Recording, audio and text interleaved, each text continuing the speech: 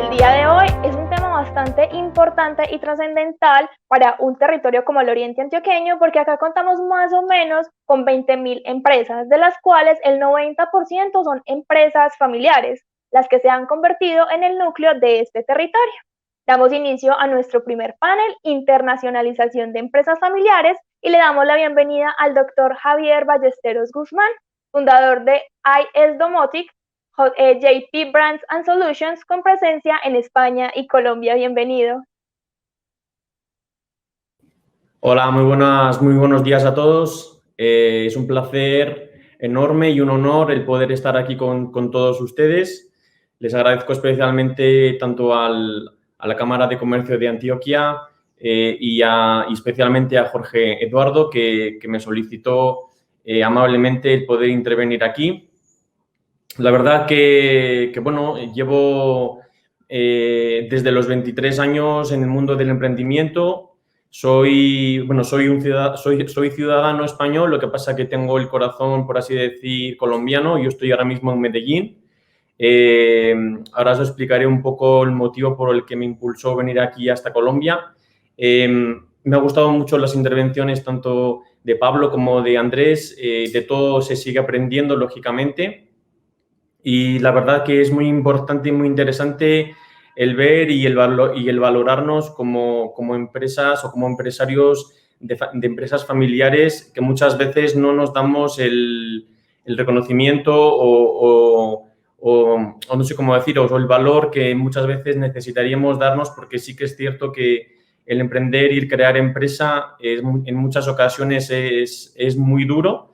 Por diferentes índoles, pero dentro de o detrás de todo eso, lo que es la experiencia, el emprendimiento, el luchar por un sueño de una sola persona es algo muy enriquecedor. Así que, como bien decía Andrés, no solamente hay cosas negativas, que muchas veces eso es lo que la gran mayoría de las personas lo ven. Hay muchas cosas positivas y por eso estamos aquí. Bueno, a mí me solicitaron el poder dar mi experiencia como empresario.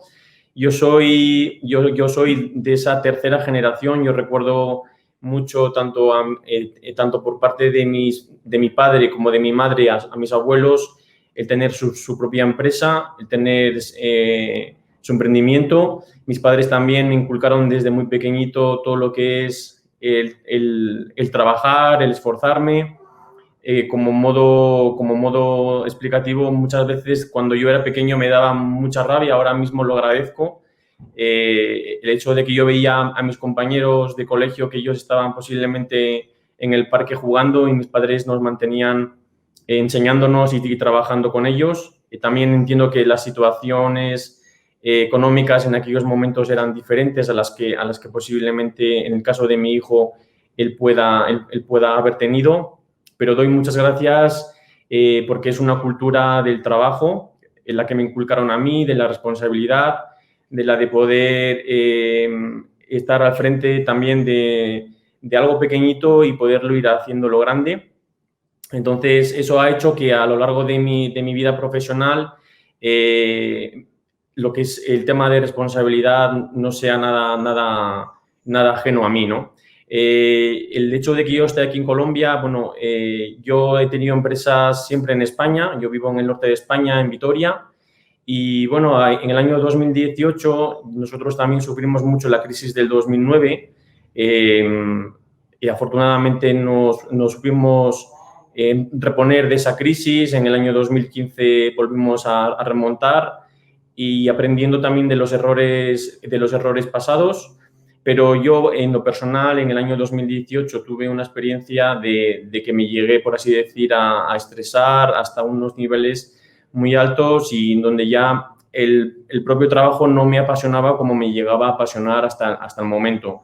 Decidí tomarme un lapsus de tiempo y decidí visitar Colombia por motivos X. Y bueno, lo que a mí me cautivó de este país, que se lo digo a todo el mundo y que de hecho yo soy un embajador de Colombia en España, es la alegría que yo veo aquí, especialmente en la parte de Medellín, en Antioquia, de la gente. Entonces, yo vi que como empresario también tenía que tomar un cierto equilibrio entre lo que es el disfrute del trabajo y el disfrute de la vida. Entonces, yo veía que mi empresa en España iba muy bien. De hecho, nunca he tenido necesidad de salir de mi país por otros medios, pero no tenía esa alegría y esa positividad de poder seguir o sea, ya adelante con lo que yo tenía allí. Entonces, eso lo encontré aquí en Colombia, misteriosamente, no me digan el por qué. Y decidí emprender aquí. Nosotros tenemos ahora mismo un proyecto. Yo estoy aquí con mi madre trabajando en un proyecto empresarial con una marca que va orientada al mundo de la mujer. Y decidimos yo dar la oportunidad a muchas mujeres aquí en Colombia pues a que puedan ver el mundo de la belleza desde una perspectiva completamente diferente. Esta es un poco mi historia o sea, de una forma muy reducida.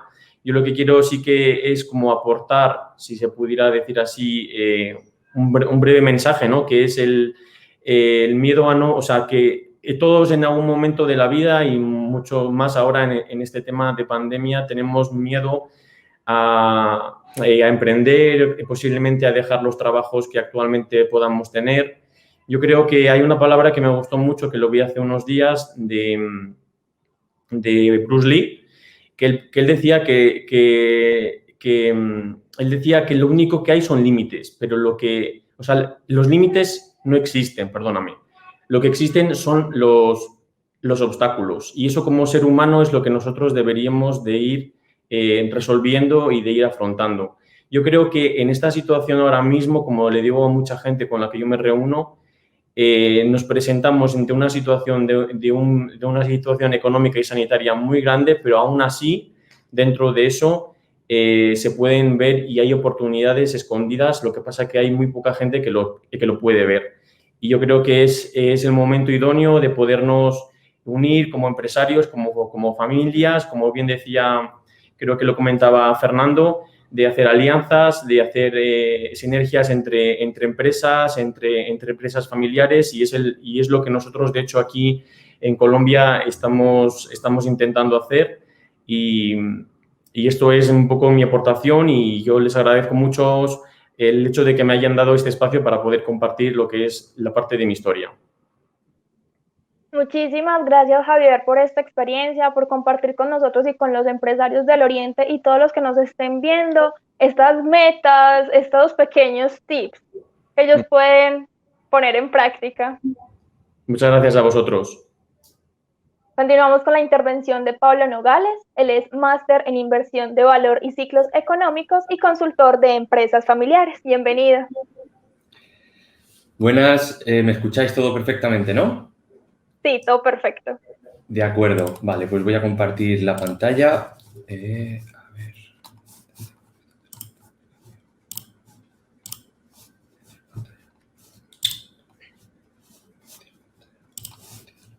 Vale, ¿veis la presentación? Sí. Vale, perfecto. Bueno, pues antes de nada agradeceros a todos los organizadores por la invitación y bueno, vamos a intentar focalizarnos en dar la importancia que tienen las empresas familiares en la sociedad. Y bueno, pues yo voy a hablar de los Family Office como un vehículo de internacionalización de la gestión patrimonial, ¿de acuerdo? Bueno, para centrarnos un poquito, voy a empezar hablando sobre las prioridades que tenemos que tener en cuenta como empresas en los momentos de crisis. Después veremos la importancia de tener esa visión que ya comentaba Fernando, de esa visión intergeneracional cuando hablamos de las familias empresarias. Después también quiero comentar por qué justamente ahora es un momento idóneo para dar la importancia que merece la gestión patrimonial. Después veremos cuál es el órgano de gobierno dentro de una empresa familiar responsable de la gestión de los patrimonios familiares y ya por último nos centraremos un poquito más en todo lo relacionado con los Family Office. Entonces, bueno, está claro que estamos en momentos de crisis y actualmente pues hay muchísima incertidumbre en el mercado y en la sociedad y en el mundo. Tenemos que gestionar lo urgente, tenemos que asegurar la liquidez y tenemos que redefinir las prioridades. En segundo lugar, tenemos que definir la viabilidad en el largo plazo de nuestro negocio. Tenemos que ser flexibles, tenemos que adaptarnos a las tendencias. No olvidemos que una crisis son oportunidades y tenemos que saber aprovecharlas. Es decir, esto va a implicar que vamos a tener que redireccionar las inversiones hacia lo realmente productivo y tenemos que recortar lo que nos hace perder caja recurrentemente. Muchas veces algunas personas tienden a anclarse a modelos de negocio, a productos, a servicios que quizás son muy profesionales en ese sector determinado, pero no están haciendo lo que el mercado está demandando. Tenemos que ser bastante precavidos y para visualizar que está ocurriendo esto, ¿de acuerdo? Y en tercer lugar, algo fundamental que tenemos que tener muy en cuenta es analizar el entorno político y fiscal en el cual nos encontramos. Por desgracia, los políticos a nivel mundial tienden a poner obstáculos a los generadores de riqueza. Y como bien sabemos, todos los que estamos aquí, los únicos generadores de riqueza son las empresas. Y dentro de las empresas sabemos que hay una gran cantidad de empresas familiares. Es por eso que tenemos que tener muy en cuenta ya de cara a hacer futuras inversiones, si en nuestra ciudad nos ponen demasiados obstáculos, pensar en cómo podría ser poner otra empresa o fundar otra sociedad en otro sitio en el cual no estemos ahora mismo. Incluso más allá, pensar en un horizonte temporal incluso más largo, dar el salto a otro país que nos ponga las cosas más fáciles. Esto es fundamental tenerlo en cuenta. Entonces, claramente, como ya hemos dicho antes, estamos en crisis. El coronavirus ha puesto patas arriba a la sociedad, a la economía y el mundo. O sea, hemos llegado a niveles de demanda y de oferta realmente bajos. O sea, nunca en tan poco tiempo se había reducido de esta manera estas variables. Es por eso que en el corto plazo la liquidez es fundamental. Podríamos decir que el cash, ¿vale? Se comporta en el corto plazo como si fuese el oro. Y repito, en el muy corto plazo, en momentos de pánico, de crisis, como es precisamente el actual. Por eso los bancos centrales han estado emitiendo tanta ayuda en forma de liquidez, ¿de acuerdo? Y esto, ¿a qué ha llevado? Bueno, pues en esta situación de crisis está claro que hay dos tipos de empresas. Las que han estado tomando malas decisiones, las que no han tenido un balance sólido, no han sabido adaptarse a las demandas del mercado y, por otro lado, las que sí han sabido hacer las cosas bien, han redireccionado las inversiones y, bueno, pues obviamente van a pasar un periodo malo porque invertir significa, pues, gastar parte de los ingresos que tienes, pero está claro que en el largo plazo ese negocio sí va a tener altas probabilidades de sobrevivir. Es muy importante, como también comentaba Fernando Nogales, esa visión intergeneracional que tienen las empresas familiares. A mí me gustaría que todo empresario familiar, sobre todo de la primera generación, viese el nacimiento de la empresa como la plantación de un nogal. ¿Y por qué digo esto? Bueno, porque en esa primera generación, el empresario con su idea de negocio lo que hace es plantar una semilla. Esa semilla, con el trabajo, va a ir echando raíces y va a hacer que ese tallo crezca. Y son precisamente las siguientes generaciones las que van a ir dando, las que van a ir redirigiendo ese modelo de negocio, esa idea que en un principio nació pues con una persona, con un empresario. Y es muy importante que ese empresario que tiene una visión intergeneracional sepa transmitir a las siguientes generaciones dos conceptos muy ligados a la propia palabra empresa familiar. Por un lado, desde el punto de vista de la empresa, tenemos que tener, como fundador, tiene que saber transmitir a los sucesores la mentalidad de largo plazo. Y esto es por dos motivos fundamentales. La mentalidad de largo plazo es imprescindible para tomar buenas decisiones de inversión y, más aún, tomar buenas decisiones de cómo se financian esas inversiones. Por otro lado, desde un punto de vista de la empresa, el fundador tiene que saber transmitir unos valores, los valores de la empresarialidad, del buscar las oportunidades e incluso también a los valores que son innatos en esa propia familia. No todas las familias pueden ser familias empresarias, pero las empresas familiares que se acaban convirtiendo en familias empresarias sí suelen compartir no los mismos valores, pero sí van muy encaminados, ¿de acuerdo? Y ese es el objetivo que todo fundador de una empresa familiar tiene que tener en mente, convertirlo en una familia empresaria. Bueno, la gestión patrimonial, como bien decía al principio, tenemos que plantearnos que es un momento muy importante empezar a tomar acción. Y es que, como ya sabemos, la realidad económica mundial actual, bueno, pues era inconcebible hace años. Y no me refiero a las consecuencias que vaya a tener el COVID en sí. ¿Por qué digo todo esto? Bueno, si nosotros analizamos los últimos 140 años de historia, aquí podemos ver la evolución de los tipos de interés. Lo que está ocurriendo en lo que llevamos de siglo es un insulto a la economía, porque no puede ser que aspiramos a tener un libre mercado, pero en un mercado no puede ser que la variable tiempo no tenga valor. Y un tipo de interés cercano a cero hace que el tiempo no tenga valor en las transacciones económicas. Y esto es muy peligroso. No sé cuáles serán las consecuencias, pero hay que estar preparado. Bueno, una de las maneras que podemos evitar vernos afectados por estas manipulaciones que están haciendo es invirtiendo adecuadamente en nuestro patrimonio, tanto a nivel personal como a nivel de empresa. Y, en segundo lugar, también está habiendo una manipulación de la masa monetaria.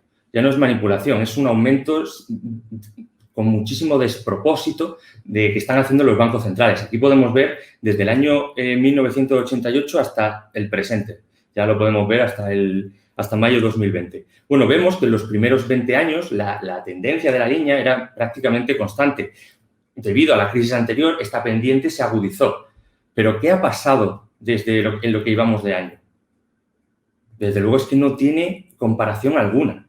Es decir, en los últimos 40 años, la masa monetaria ha pasado de menos de 2.000 trillones a cerca de 18.000 trillones. Y ese aumento tan brusco, sobre todo, viene desde el año 2008. Es por eso que estamos en un momento fundamental para que la gestión patrimonial tome relevancia en nuestras vidas. Todo esto, pues, está creando una economía zombificada, ya que se están salvando empresas que seguramente no vayan a ser productivas en el futuro. Esto va a hacer que, obviamente, vayamos a perder poder adquisitivo de todo el dinero que dejemos parado.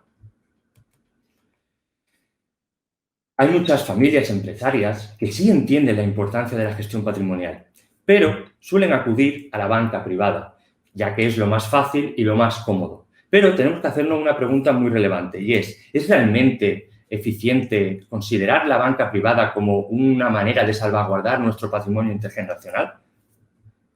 La respuesta, como os podéis imaginar, es un rotundo no. Y tiene una sencilla explicación.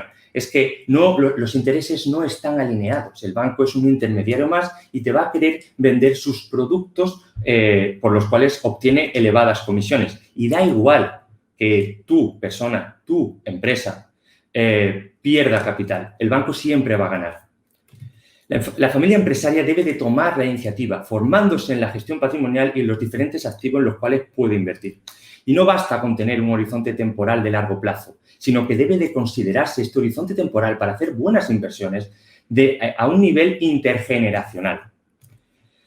Vale, ya hablando un poco de cuál es el órgano de gobierno dentro de las empresas familiares que se encarga, voy a presentar los diferentes órganos de gobierno y cómo se relacionan con el patrimonio familiar. En primer lugar, la Junta de Accionistas es la propietaria del patrimonio. En segundo lugar, la Junta Directiva es la responsable de generar beneficio y las líneas de negocio. Y en tercer lugar, tenemos al Consejo de Familia, que este sí que es el responsable de la gestión patrimonial. Y todo lo que vamos a decir a continuación se enfoca en el Consejo de Familia. Entramos ya en los Family Office, que es, como ya hemos dicho, una manera de proteger nuestro patrimonio. ¿Cuál es el objetivo de un Family Office? Bueno, pues preservar la riqueza familiar generación tras generación. ¿Cómo lo consiguen? Bueno, pues invirtiendo en activos, ya sean financieros o no financieros, y lo que se busca es tener un mayor control sobre la riqueza para administrarlo de manera conjunta, de tal manera que sea rentable en el largo plazo. ¿De qué se encargan? Bueno, pues de todo lo que engloba el patrimonio familiar, ya sean inversiones, la planificación financiera, la fiscalidad, los inmuebles, etcétera. ¿Y quiénes lo conforman? Bueno, pues lo conforman administradores, asesores financieros, abogados, entre otros profesionales. Tenemos dos tipos de family office. En primer lugar, tenemos los single family office, que son para patrimonios realmente grandes, y esto es una sociedad única que es exclusiva para esta familia. Y esto implica que va a tener una serie de profesionales contratados que trabajan diariamente únicamente para ellos. Por otro lado, tenemos los multifamily office. Esto ocurre cuando el patrimonio de la familia no soporta el tener una sociedad exclusivamente para ellos. Esto va a hacer que los profesionales que trabajan para los multifamily office, pues trabajen para varias familias a la vez. Esto hace que los costos sean muchísimo menores. La pregunta es, ¿cuándo conviene crear un family office? Bueno, pues hay dos motivos fundamentalmente. En primer lugar, cuando se tiene un elevado capital, un capital tan elevado que es muy complicado gestionar por una única familia. Y, por otro lado, cuando se produce la venta de una empresa, ya que vamos a tener que organizar una gran cantidad, vamos a tener que organizar un gran patrimonio y un gran número de inmuebles. Y esto es realmente complejo, de tal manera que con el vehículo del family office vamos a poder gestionarlo muchísimo mejor. Pero tenemos que tener en cuenta algo fundamental, y es que cuando se crea un family office o cuando hablamos de la gestión patrimonial dentro de una empresa familiar, los objetivos de la familia deben de estar alineados. Esto quiere decir que todos los miembros de la familia deben de entender que gestionar el capital de manera conjunta es mucho más importante y tiene muchísimo más valor en el largo plazo que gestionarlo de manera individual. Si alguno de los miembros de la familia no acepta este término, en el largo plazo o incluso en el medio plazo, se pueden tener serios problemas. ¿Qué funciones tiene un family office? Bueno, pues en primer lugar sirve para planificar financieramente la empresa, hacer análisis de inversiones, cubrir necesidades operativas y administrativas del patrimonio, presentar resultados consolidados de la evolución de nuestras inversiones como familia empresaria, optimización fiscal claramente y además tiene que cumplir la normativa legal, perdón por la errata, y la corporativa, entre otras funciones, ¿de acuerdo? Que tiene también. Pero no es únicamente una vía de gestionar de forma integral el patrimonio, ni de rentabilizarlo y hacer de que perdure, sino que es mucho más. Un family office es un cohesionador familiar. Por todo esto que he dicho antes de los valores, ¿de acuerdo? Al principio dije del árbol. También es una fuente de educación. Tener en cuenta que todos los miembros familiares van a tener que estar, no diariamente, pero sí van a tener que estar al día de cómo van sus inversiones. Sirve muchísimo como una fuente de educación financiera y además va a cohesionar, como ya hemos dicho, a todos los familiares. Y en tercer lugar, es una vía de internacionalizar el patrimonio, ya sean con inversiones directamente que hagamos, ya sea vía acciones fuera del país en el que nos encontramos. Como decía Fernando, todo el tema de las alianzas se van a gestionar a partir del family office. Muchos empresarios familiares, cuando yo les hablo del tema del family office, cuando yo les hablo de la gestión patrimonial, enseguida lo asocian al término del family office. Pero la realidad es que nos enfrentamos aquí a un problema y es que mantener un family office es realmente costoso. Estamos hablando de que para poder participar en un multifamily office, el del segundo tipo que expliqué, necesitamos en torno a 50 a 100 millones de dólares para empezar. Y ahora es la pregunta importante y es, pero Pablo, es que mi empresa es mucho más pequeña de todo esto de lo que estás hablando. No llegamos a esos niveles de facturación ni siquiera de patrimonio. Y claro, es que esa es la realidad de las pequeñas y las medianas empresas familiares, en todo el mundo, obviamente. Pero, ¿recordáis esto que comenté antes? Es muy importante que tengamos muy en cuenta que un family office, en la mayor parte de casos, salvo muy contadas circunstancias, se va a construir a lo largo de las generaciones de la propia familia. Es por eso que dentro del consejo de familia y en la primera generación, a ser posible, tiene que aparecer una figura que es el estratega patrimonial. El estratega patrimonial, dependiendo del patrimonio que tenga esa familia empresaria, bueno, como es la primera generación, esa empresa familiar, pues dependiendo del patrimonio puede ser una persona o varias personas. Y es que ese estratega patrimonial, y como he dicho antes, a ser posible que aparezca en la primera generación o como tarde en la segunda, debe de saber transmitir a la familia la importancia que tiene toda esa gestión patrimonial. Las funciones, bueno, pues en primer lugar que tiene esta persona o grupo de personas es diversificar el patrimonio más allá de la primera línea de negocio que tiene el fundador. Generar riqueza mediante las inversiones. Muy importante que justamente dentro del Consejo de Familia, el estratega patrimonial sea el que pueda transmitir y el que más peso tenga que hacer en la importancia que tiene la visión multigeneracional. Y además, pero no menos importante, sirve, como ya he dicho antes, como un educador financiero.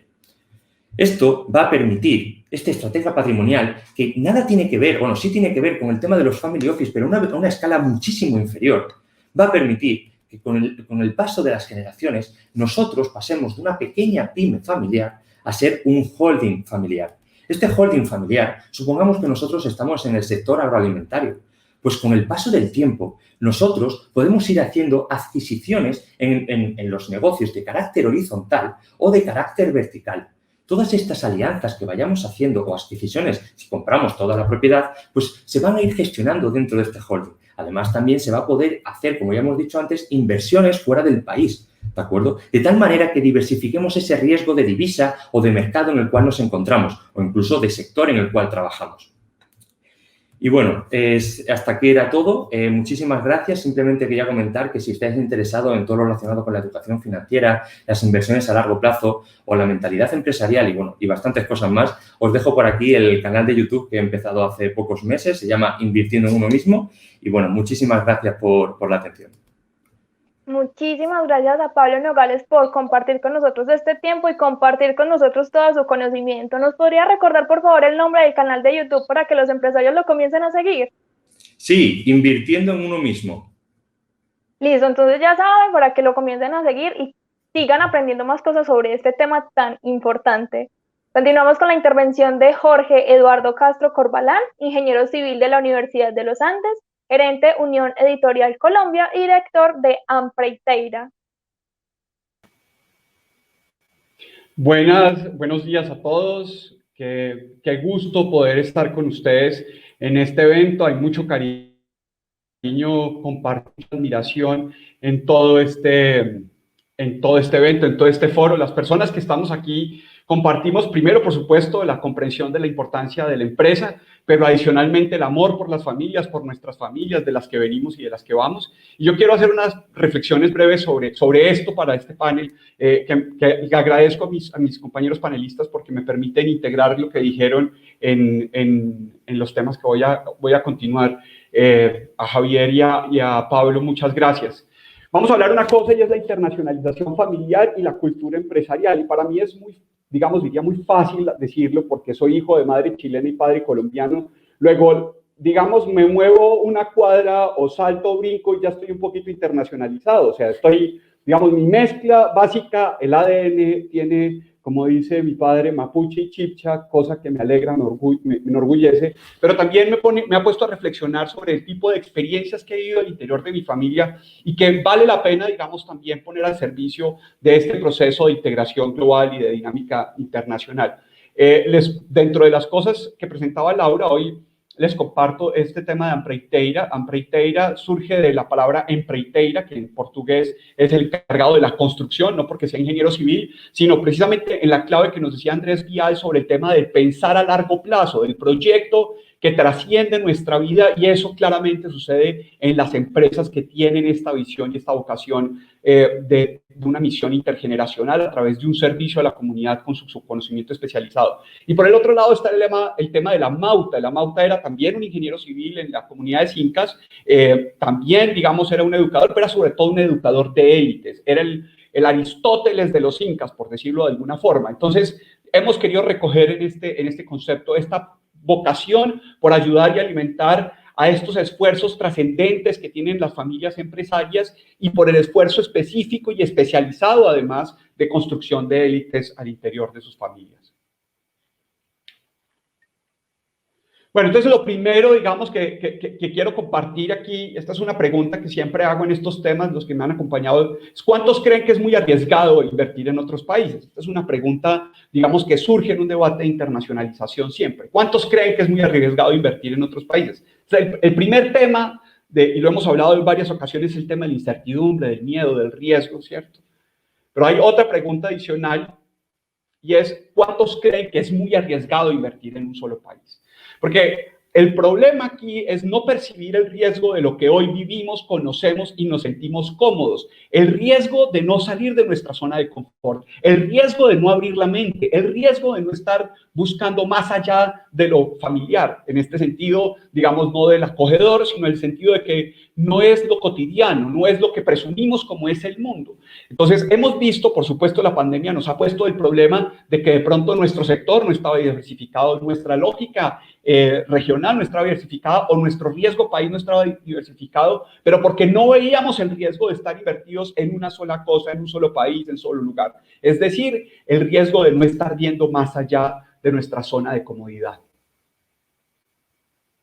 Y entonces aquí quiero compartir una de las primeras transgresiones que quiero ofrecerle al foro el día de hoy, y es que tenemos que recuperar con mucho más entusiasmo el concepto de burguesía, porque se ha hablado mucho de clase media y de la importancia de la clase media, pero la clase media es una distinción económica del consumo, no de la producción. Por eso se distingue a través de un mínimo de ingreso. Y uno puede construir clase media, y ha sido lo que ha sucedido durante los últimos 200 años, a partir de un mejoramiento de la productividad general, del crecimiento del poder adquisitivo de las masas, de un mejoramiento en el estándar de vida en los bienes de consumo.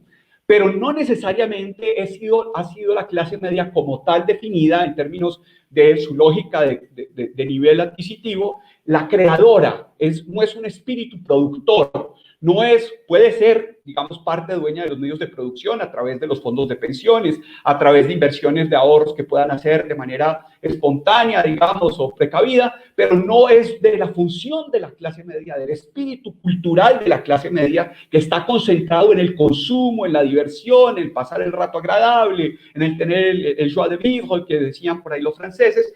Lo que es distinto es el concepto de burguesía, y la burguesía es un espíritu explorador, es un espíritu constructor y aventurero. Y mucho de eso lo vemos, por ejemplo, en el surgimiento del capitalismo, en lo que fue el fenómeno de Holanda, de esa Holanda que crea la bolsa de valores precisamente para poder ampliar, eran ciudades costeras, ciudades portuarias, donde iban a la mar, donde exploraban, donde se iban a los inciertos mares, a los inciertos comercios, a los inciertos puertos, a las inciertas aventuras. Y hay un espíritu burgués que tiene que ver con abrazar la aventura. Y lo mostrábamos antes un poco, digamos, frente al tema de la gestión del riesgo. Javier Ballesteros nos estaba encarnando ese principio de, por alguna razón, asumir en la aventura un cambio de vida, pero también un cambio de perspectiva frente al mundo por un efecto espiritual, porque el mundo es mucho más grande de lo que hemos comenzado a ver en nuestros primeros territorios. Entonces, aquí hay un elemento de recuperar el valor de la burguesía como concepto,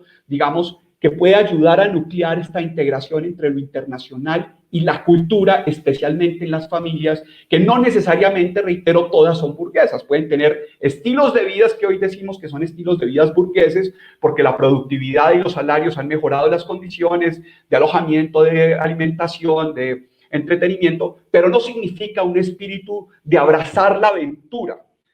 La clase media puede incluso evadir el riesgo, mientras que la burguesía lo gestiona, se inmersa en él, se aprende a estar en aguas tempestuosas y construye las embarcaciones perfectas para poder meterse, digamos, en estos parajes, en estas tormentas, pero también, por supuesto, porque como nos mostraba Javier, disfruta de los lugares soleados, sabe, intuye mejores espacios y va a por ellos independiente de que tenga temporales o que tenga momentos de dificultad con las provisiones en medio de las travesías. La aventura de crecer en espíritu es el elemento fundamental de la burguesía y lo reflejan en muchos otros elementos. Pero quería dejarlo aquí porque hay un elemento sustantivo para el debate de la pandemia, y es que mucha gente se ha reflexionado sobre el retroceso en la clase media, porque es un problema del consumo.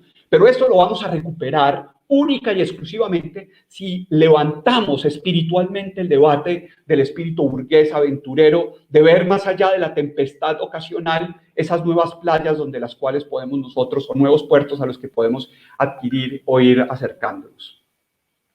Y por eso, digamos, quiero recuperar en términos de la cultura este debate que es colombiano, y es enteramente colombiano. Una cosa que no se sabe mucho y no debatimos mucho, lo primero es que Colombia se crea en 1863 aquí en Antioquia. Se la inventaron en Antioquia, no solamente los antioqueños. Pero antes de 1863 esto se llamaba Nuevo Reino de Granada, o una confederación la Confederación Granadina, digamos. El elemento era recordar el pasado, era, digamos, estar pensando en el puerto que se dejó, Granada. Pero cuando nos convertimos en Colombia, le hacemos homenaje a un hombre que zarpa, que tiene una hipótesis en la cabeza, que dispone a la aventura, que hace un esfuerzo descomunal por crear las condiciones empresariales de inversión, de conocimiento técnico, de construcción de equipos para ir a por el Atlántico, para ir por la definición de la tierra redonda. No se dice mucho, pero Colón era un vendedor de mapas y vendiendo mapas construyó ese sueño en su cabeza. ¿Sí? Era por supuesto capitán, era por supuesto marinero, pero sobre todo se dedicaba ahí mucho a la venta de mapas, que era un recurso escaso y muy valioso, hechos a mano, digamos, en esas épocas. Un mapa bien hecho evitaba tempestades y mejoraba lugares de pesca y mejoraba lugares de asilo. Entonces, aquí hay un debate fundamental porque ser colombiano es ser cosmopolita. Ese fue el sentido con el que en 1863 en la Constitución del Río Negro nos cambiaron el nombre al territorio y nos dieron por territorio no un lugar del pasado, sino un lugar del futuro. Ese lugar se llama Colombia y es una utopía de libertad, de aventura empresarial y de comercio global.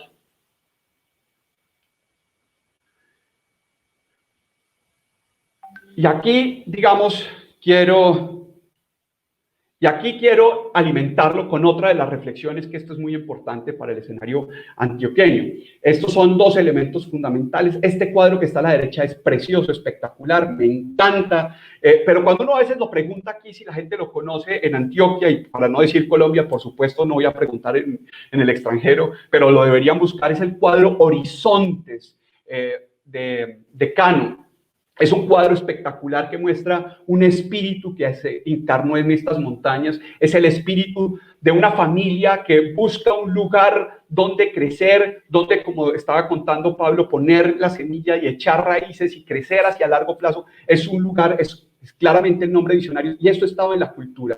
Y esas conversaciones de la familia, en este caso en particular, hablaban del café, de esa cosa extraña que se cultivaba en Colombia, viajaba por el río Magdalena y terminaba llegando a puertos internacionales y se lo devoraban con gusto y adicción en Nueva York, en Londres, en París, en Austria, en Hong Kong, en todas partes devoraban. Y esa lógica de pensar hacia el mundo alimentaba el sueño de las montañas de estas tierras. Ellos no pensaban en producir para comer ellos. Ellos pensaban que su gran futuro estaba en función de producir para el mundo, de ser colombiano en este sentido cosmopolita, y por eso ese espíritu quedó tan hermosamente plasmado en este cuadro de Horizontes, que por supuesto a mí siempre que lo veo me llama la atención. Además, fíjense ustedes, aquí hay un elemento absolutamente burgués, aunque no vaya dentro de un barco, y es el señor, digamos, no le está diciendo a la mija, allá hay un subsidio, mija, allá podemos presentar un proyecto para ver si nos dan una platica. Ahí dice, mija, allá hay un sitio donde echar para el futuro, donde con nuestra hacha, donde nuestros pelados vamos a salir para adelante. Es decir, hay una misión esforzada por una visión comprometida, y eso me parece que es de las mejores cosas que tiene Antioquia para compartirla en el mundo, pero que hay que integrarla con lo que fue su vocación primigenia, que fue ese espíritu de horizontes, no de horizontes del lugar territorial, sino del lugar espiritual al que conectaban el territorio, que era efectivamente todo el planeta a través en ese momento de las tazas de café. Por último, porque por supuesto este es un panel, digamos, y tenemos muchísimas cosas que compartir en este panel con los panelistas que nos van a seguir, yo quiero integrar esto, digamos, este tema de la internacionalización de las familias, de las conversaciones que tienen, de cómo incorporan esas conversaciones sobre los mercados a los cuales, por ejemplo, aquí con los que alimentaron las visiones del café, porque el café se estaba pagando bien en Nueva York, se estaba pagando bien en París. Es decir, estas conversaciones, hoy lo decía el doctor Carlos Barrera sobre el tema de las flores, cómo se está vendiendo en Miami, hay cargamentos. Esas son las conversaciones que hay en este territorio. Entonces, la familia puede que no esté viajando, pero la mente está construyendo mundo a partir de sus conversaciones y eso es fundamental. Y por eso, digamos, aquí hay un elemento que me parece que es espectacular que está sucediendo en el oriente antioqueño y es el elemento de la aeroburguesía. Hay embarcaciones y hay tripulantes del siglo XXI. Tripulantes como Javier, que se embarcan y han llegado aquí y han construido espacio, y embarcaciones más complejas para los momentos titánicos que tenemos como las familias, como las family office, que nos pueden ayudar a paliar, digamos, la situación que tenemos. Entonces, con eso quería complementar las intervenciones de mis compañeros panelistas y darles de nuevo muchas gracias por la oportunidad de compartir estas algunas transgresiones con todos ustedes. Agradecemos profundamente a Jorge Eduardo, a Pablo Nogales y a Javier Ballesteros por participar con nosotros en este panel número 1 de internacionalización de empresas familiares. Recordamos a todas las personas que están conectadas con nosotros que pueden dejarnos sus preguntas e inquietudes en los comentarios de todas las transmisiones que tenemos en este momento. Estas serán resueltas al finalizar el panel número 2. Muchísimas gracias.